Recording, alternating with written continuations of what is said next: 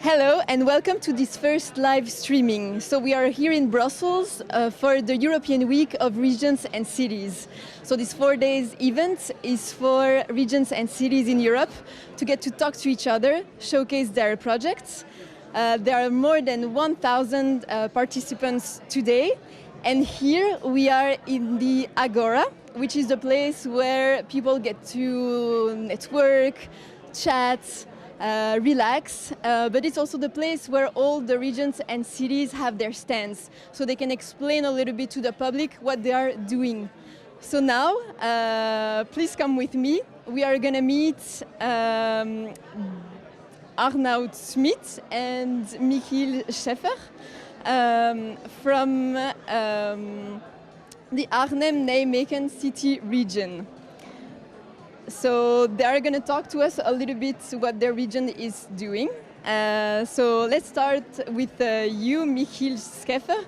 You are the regional minister. Can you tell us a little bit more about your region? I'm indeed the regional minister of Gelderland, a province in the east of the Netherlands, where the Rhine comes into the Netherlands. And we have 2 million people, most of them in the city region of Arnhem-Nijmegen. I live myself in Nijmegen, the biggest city. And we have 2 things we are proud of. Nijmegen is this year European Green Capital. So it shows that the bottom-up approach in energy transition, in food transition, in circular economy works. And the next prize is next year we are Entrepreneurial European Region, the EER Award, which shows that we have been able to link the ambition of startups with the sustainable development challenges of the United Nations. So we are very close to citizens and also very ambitious on a world scale. So are there some projects involved with the green capital? I'm going to ask this to you, Arnoud Smit, your advisor in European affairs. Yes. Thank you. Yeah. So I'm an advisor European affairs for the region, the Arnhem-Nijmegen region, and so the city of Nijmegen European Green Capital was already mentioned. So we see a lot of ambitions and ideas and projects there by citizens themselves who start energy cooperatives or start new ways of organizing energy as well, but also our circular economy challenges that they are doing and that we're using to actually drive our buses, that our buses drive on the regional biowaste we have in our region. Those are things that we want to see more. I mean, we're already getting further also in those buses because we also in our region, for example, in the city of Arnhem, we have an energy hotspot where we work on energy innovations, on new solutions to store energy, to manage these smart grids, for example, and to work also in scaling up these solutions, because it's not only about the idea, but it's also how you connect this local idea to this European platform, and that's also why we're here with the stand. Yeah. So practically, why are you here? What do you expect from this event? We want to show what we can do, especially nice cider and fruits, but most importantly, we want to invite partner regions where we can learn from. We are a relatively small region, so we need partnerships in Italy, in France, Spain, Slovakia, whatever, to be stronger on the world scale. And did you already get to meet some of them? Yes, I did. I had the conversation with Lombardia an hour ago. Tomorrow evening I have a dinner with País Vasco in Spain. I have a meeting with Dalarna, a region in Sweden. So this week is really for us a professional week where we can meet our colleagues all across Europe. And I don't know if you could tell me maybe one project that your region is very proud of. Okay, so what we work on a lot is not only, so we are the region where we combine economic development with sustainable development. So we work a lot on sustainability, and sustainability is on the DNA. So this European Green Capital is one example of that.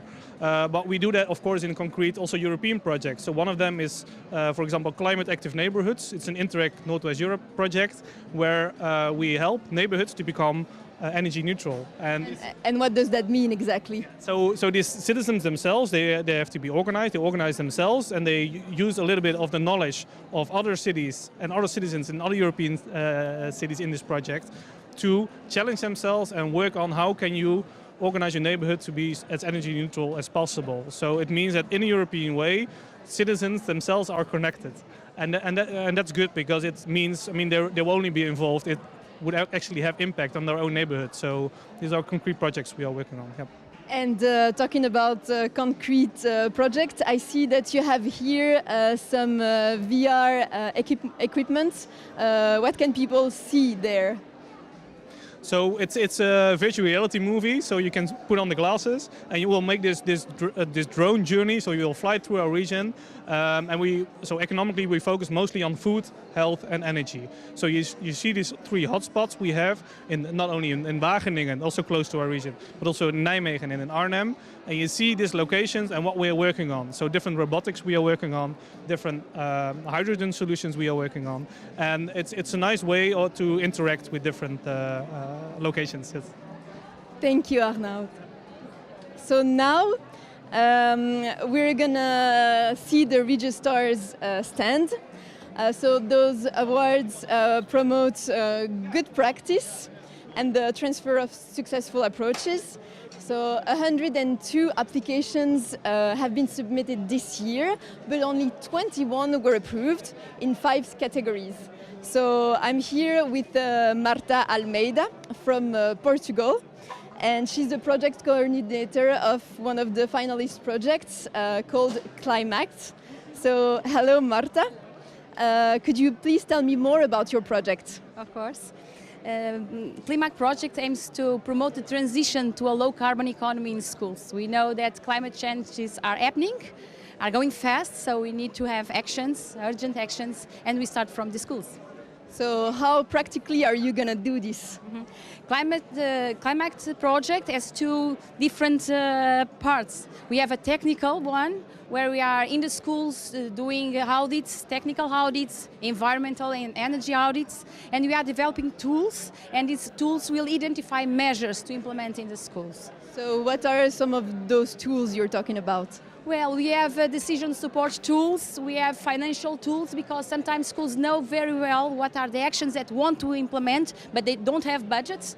And we are putting in contact investors and the schools. And we also have educational tools, because Climact doesn't see the schools as a building. Schools are a place where we have people, and we have a great potential of awareness there. So we believe that if we give skills, if we give values to the students, we will contributing for development of sustainable development actors in the future.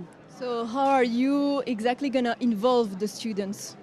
Well, we have different approaches. We have courses for teachers. First, we are training the teachers, but we also have gaming approaches, because we need to speak the language that the students want to speak. So we have these gaming approaches. But in the schools, we are creating a low-carbon structure, and this low-carbon structure is very important to involve all the school community, and it's very important for the continuity of the project after it ends. So you're talking about low carbon structure, but what does it mean? We have a low carbon committee. In this low carbon committee, we have teachers, we have students, we have parents, we have the local community. And the idea is that Climact is training this community, this committee, and they will be able in the future to act alone, without Climact projects. So they will be able to make audits, they will be able to identify measures, to implement the measures, to communicate to the community the impact of these measures. So this structure is very important in this project. And right now, how many schools are involved? We have 39 schools from 4 countries, Portugal, Spain, Gibraltar and France. And we have schools from the primary schools until the university. So the language is very different depending on the type of schools. It's different to communicate to a child with 7 years old or with someone with 20 years old. So the language is different, but we are giving values and skills for all of them in order to improve their knowledge about climate change. And how many students are involved? We have more or less 5,000 students involved in the project. So how do you train the trainers? Like, are some trainers able to go in all the schools, or are they focusing on just primary schools, university? No, first of all, we created an e-learning course for teachers, and we have materials for teachers. So first we are training the teachers, and also we are building some tools and games in order to involve all. But we are starting from the teachers, and then we go to the students. And I saw that 5 finalists are Portuguese. So why do you think that your country has so many finalists? Oh, because we are very good. And In fact, we have very good projects. You can see here that the Portuguese projects are in fact very good. So I think we have chance to win some prizes tomorrow. And why do you think that Portugal is? Why is climate change important for Portugal? Well, I think climate change is important for all the countries. It's a global problem. Why this project is regional? Is regional because we have specific problems in the buildings. The buildings from the Sudway region has some specificities. So because we are in the south of Europe, so we have these characteristics in the buildings. It's completely different comparing with a school in the north of Europe. So that's why we have this project here in Sudway region. And now a personal question. Why did you start this project? Like, why did you decide to get involved in this? Well, I really believe that it's important to act now. And I think that this is something very emotional. And I think that it's very important to act with children because they will grow up and they will be our future. So I really believe in this project. And here, did you meet some participants that are also really passionate about this subject? Did you get to share some ideas? Of course, this place is an opportunity to share ideas and to start thinking in other projects and projects that will come in the future.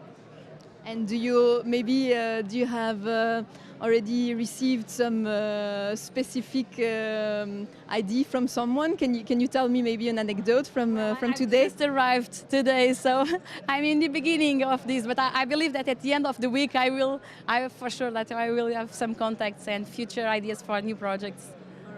Thank you very much, Marta. So thank you for watching, and don't forget, tomorrow we'll have some more lives, so please stay tuned.